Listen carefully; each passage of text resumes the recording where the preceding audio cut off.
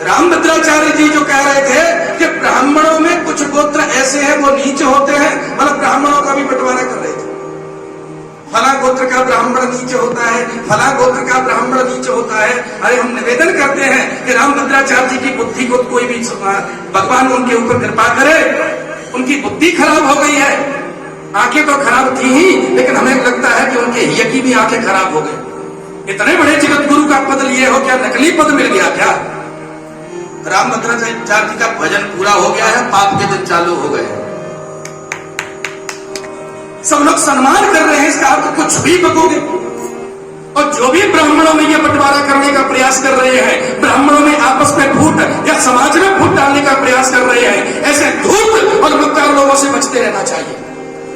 जो नीच ब्राह्मणों, अधम ब्राह्मणों की चर्चा चलाई गई, हमारे यहाँ कुछ ब्राह्मण सरयू पारणों में अच्छे नहीं माने, उनके यहाँ ऊंचे कुल के लोग अपनी बेटी नहीं देते। चौबे, त्रिगुणायत, दीक्षित और पाठक, इनको इसलिए अधम मानते हैं हम लोग कि इन्होंने विद्यार्थियों से पैसा लेकर पढ़ाया। अच्छा, कल हम एक वीडियो देख रहे थे, बड़ा सुंदर,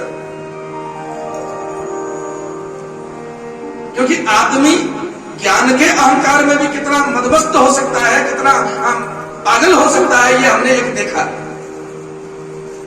रामभद्राचार्य जी जो कह रहे थे कि ब्राह्मणों में कुछ गोत्र ऐसे हैं वो नीचे होते हैं, मतलब ब्राह्मणों का भी बंटवारा कर रहे थे।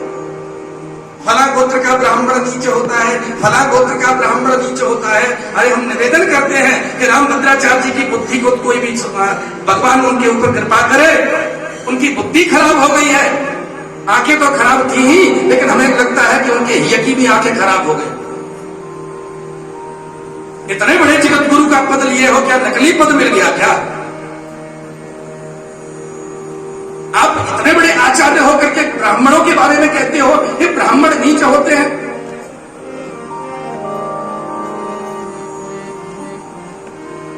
कहीं भी किसी भी पुराण में यह नहीं लिखा कि फला जाति का ब्राह्मण, फला गोत्र का ब्राह्मण श्रेष्ठ होता है कि निम्न होता है।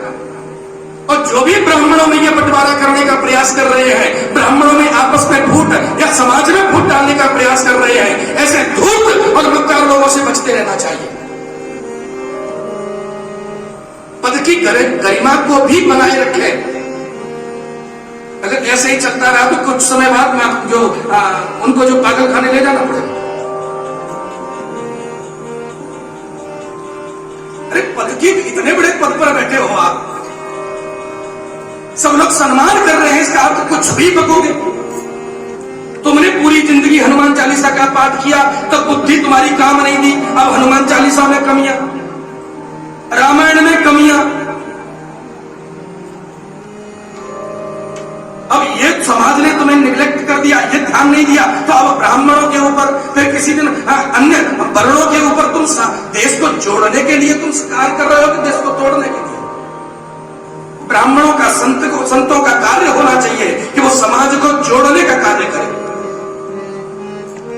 तोड़ने का नहीं। भगवान ने कहा, राम जी ने, मोहि न सुहाय ब्रह्म कुलद्रोही। रामभद्राचार्य जी का भजन पूरा हो गया है, पाप के दिन चालू हो गए। धर्मी किसी समाज को, किसी धर्म को, किसी भी हमारे पुराण में कमियां, गलतियां निकालता है, ऐसे विधर्मियों की बातों पर ध्यान न दें। निवेदन है आपसे, ये उनमें से है। तुलसीदास जी ने रामचरितमानस लिखा, उनसे किसी ने पूछा, आप तो विद्वान हैं? उन्होंने कहा, नहीं, मैं विद्वान नहीं हूं, कवि हूं नहीं चतुर कहावों, मति अनुरूप राम गुण गावों। और कुछ लोग कैसे होते हैं, इन्हीं जैसे कि 10 चौपाइयां, 20 चौपाइयां, 50 चौपाइयां, या मान लो पूरी रामचरितमानस ही रट डाली तो अपने आप को लिखते रामचरितमानस मर्मज्ञ, गीता मर्मज्ञ, भागवत मर्मज्ञ। और कोई भी विद्वान अगर ये कहे कि मैं मर्मज्ञ हूं, समझ लेना ये अनभिज्ञ है, इसलिए मर्मज्ञ कह रहा है। क्योंकि पूर्ण तो सिवाय ब्रह्म के कोई और हो ही नहीं सकता। सनातन धर्म ने कभी भी जो है खुद के लिए नहीं सोचा, ब्राह्मणों ने कभी खुद के लिए नहीं सोचा। इतना बलिदान ब्राह्मणों ने किया है। दधीच जी महाराज ने जिस जन कल्याण के लिए अपनी हड्डियां तक दान में दे दी।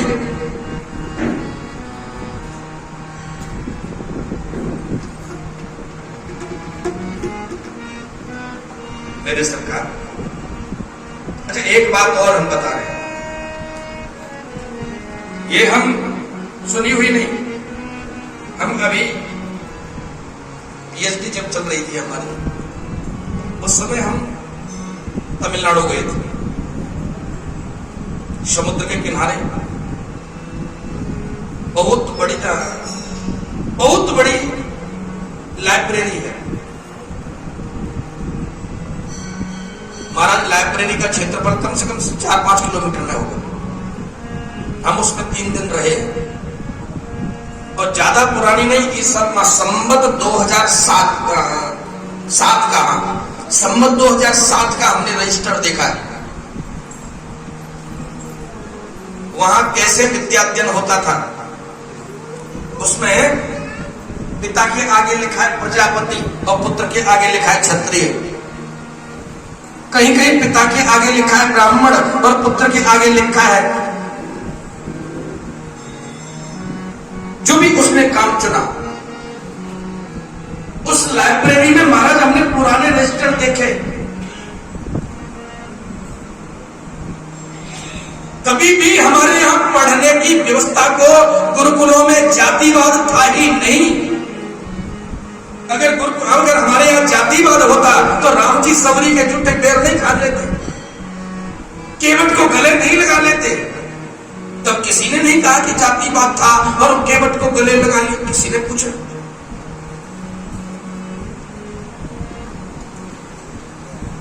लेकिन पता नहीं ये नकारात्मकता कहां से भरती गई है हमारे समाज में।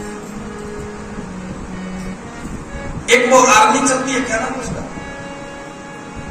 भीम आर्मी,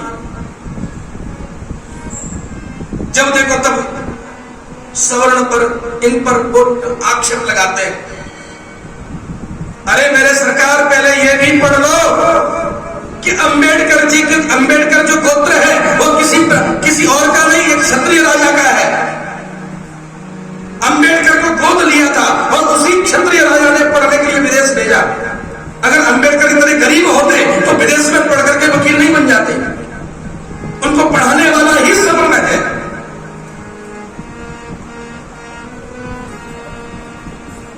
और उन्हीं के संविधान का वोट लेकर के सवर्णों पर उंगली उठाते हैं।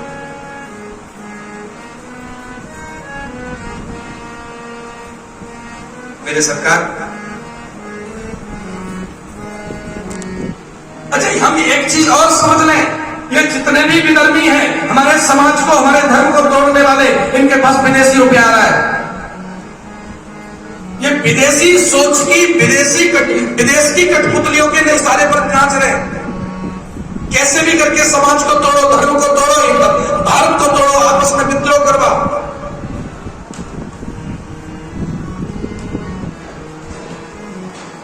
महाराज हम कैसे नहीं करें, हमने कुरान भी पढ़ा है, हमने बाइबल भी पढ़ा है, हमने वेद भी पढ़ा है। हमारी लाइब्रेरी, खुद की लाइब्रेरी में आपको पुराण, 18 पुराण मिलेंगे, उप पुराण मिलेंगे, वेद मिलेंगे, 6 शास्त्र मिलेंगे, मीमांसाएं मिलेंगी, उपनिषद मिलेंगे, कुरान भी मिलेगा, दोनों खंड है, बाइबल भी मिलेगा। लेकिन किसी भी ना बाइबल में ना कुरान में कहीं ये नहीं लिखा कि इंसान को काट दे, कहीं नहीं लिखा। कोई भी धर्म आपस में बेमरस्ता करना नहीं सिखाता, लेकिन कुछ लोग पूरे धर्म को बदनाम करने के लिए ऐसा कार्य करते हैं।